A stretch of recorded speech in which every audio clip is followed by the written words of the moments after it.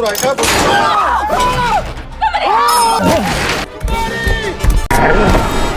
मैं सबकी नजरों में एक हीरो बन चुका था, लेकिन किसी को ये नहीं पता था कि मैं तो बस एक छोटा सा पिल्ला हूँ जिसकी उम्र अभी 1 महीने भी नहीं हुई। मेरा जन्म एक पुराने सुनसान गोदाम में हुआ था। उस दिन मैं अपना सबसे पसंदीदा खेल खेल रहा था, छुपन छुपाई। मैंने अभी छुपने की एक शानदार जगह ढूंढी ही थी कि अचानक गोदाम का दरवाजा खुला और कई लोग अंदर आ गए। उन्होंने सारे कुत्तों को पकड़ लिया, लेकिन मुझे पीछे छोड़ दिया। मैं डर गया। मैं पूरी ताकत से दरवाजे की तरफ भागा, लेकिन तब तक शटर नीचे गिरना शुरू हो चुका था। मैं देर कर चुका था। वो पहली बार था जब मुझे सच में डर लगा। न माँ थी, न कोई साथी, सिर्फ मैं अकेला। किसी तरह मैं शटर की छोटी सी दरार से बाहर निकला। बाल बचा था, लेकिन असली मुश्किल अभी बाकी थी। मेरे सामने बड़ी बड़ी सीढ़ियाँ थी। मेरे छोटे छोटे पैरों के लिए वो किसी पहाड़ जैसी थी। मैं रेंगते हुए एक एक सीढ़ी नीचे उतरा। आखिरकार मैं बाहर पहुँच गया, लेकिन अब कहाँ जाऊँ ये मुझे नहीं पता था। दुनिया बहुत बड़ी और डरावनी लग रही थी। कुछ देर भटकने के बाद मुझे एक पार्क दिखाई दिया। वहाँ कबूतर रोटी के टुकड़े खा रहे थे। मैं भी उनके पास भागा और उनकी नकल करने लगा। काफी कोशिश के बाद मुझे भी रोटी का एक छोटा टुकड़ा मिल गया, लेकिन जैसे ही मैं उसे खाने वाला था, कबूतरों ने वो भी मुझसे छीन लिया। मैं बहुत छोटा था, उनसे लड़ भी नहीं सकता था। तभी एक बूढ़े आदमी की नजर मुझ पर पड़ी। उन्होंने मुझे धीरे से उठाया और एक एनिमल शेल्टर में ले गए। कुछ दिनों बाद वहाँ एक लड़की आई। उसका नाम एमिली। उसने मुझे बस एक बार देखा और उसी पल उसे मुझसे प्यार हो गया। उसने मुझे अपनी बाहों में कसकर पकड़ लिया, जैसे अब कभी छोड़ना ही न चाहती हो। लेकिन तभी अंकल ने मना कर दिया। उन्होंने कहा हमारे अपार्टमेंट में पेट्स अलाउ नहीं है। एमिली की आंखें भर आई। उसे मुझे छोड़कर जाना पड़ा, लेकिन मैं उसे सरप्राइज देना चाहता था। तो उसका बैग अचानक हिलने लगा। उसने डरते हुए बैग खोला और फिर खुशी से चीख पड़ी, क्योंकि अंदर मैं था। उसने मुझे तुरंत गले लगा लिया। मैं भी बहुत खुश था, लेकिन थोड़ा शरारती भी। मैंने उसके स्लीपर को काट लिया और छोड़ने का नाम ही नहीं लिया। फिर मौका मिलते ही उसके अंकल का हैंड चुरा लिया और उसी वक्त पकड़ा गया। अंकल गुस्से से आग बबूला हो गए। उन्होंने साफ कह दिया कल सुबह इसे वापस शेल्टर भेज देंगे। इमली ने बहुत मिन्नतें की, लेकिन उनका फैसला नहीं बदला। उस रात इमली मुझे कसकर पकड़कर सोई। वो चुपके से रो रही थी। वो मुझे खोना नहीं चाहती थी और मैं उससे दूर नहीं जाना चाहता था। लेकिन अगली सुबह जैसे ही इमली की आँख खुली, वो मुझे देखकर डर गई। वो धीरे धीरे पीछे हटने लगी। कमरे के कोने में जाकर खड़ी हो गई। उसे यकीन ही नहीं हो रहा था। वो बार बार खुद को चिकोटी काट रही थी। उसे लगा शायद वो सपना देख रही है, क्योंकि मैं रातों रात बहुत बड़ा हो चुका था। लेकिन फिर भी मैं वही था। मैंने उसका तकिया मुंह में पकड़ा और पहले की तरह खेलने लगा। एमिली घबराकर अपने अंकल को बुलाने भागी, लेकिन इससे पहले कि वो कुछ समझ पाते, अंकल सीधे उसी से टकरा गए। दोनों पूरी तरह डर चुके थे। तभी दरवाजे पर दस्तक हुई। वो बिल्डिंग का प्लम्बर था। एमिली ने जल्दी से मुझे छुपा दिया। मैंने उसकी पीठ और कमर को चाटना शुरू कर दिया। वो घबरा कर पलटा और अंकल को देखकर उसे लगा कि यहाँ कुछ बहुत अजीब चल रहा है। थोड़ी देर बाद हम कार में बैठे थे कि तभी मेरी नजर रंग बिरंगे गुब्बारे पर पड़ी। खेलते खेलते मैंने उसे फोड़ दिया। अब मैं पहले से बहुत ज्यादा बड़ा हो चुका था, लेकिन अजीब बात ये थी कि कोई मुझसे डर नहीं रहा था। लोग मेरे आसपास इकट्ठा होने लगे। सब मेरी तस्वीरें लेने लगे। फिर रास्ते में हमने देखा एक आदमी ऊंचाई पर चढ़कर एंटीना ठीक कर रहा था। अचानक उसका पैर फिसला। वो गिरने ही वाला था। मैं पूरी ताकत से दौड़ा और उसे बचा लिया। लोग अब मुझे हीरो कहने लगे थे। अगर आपको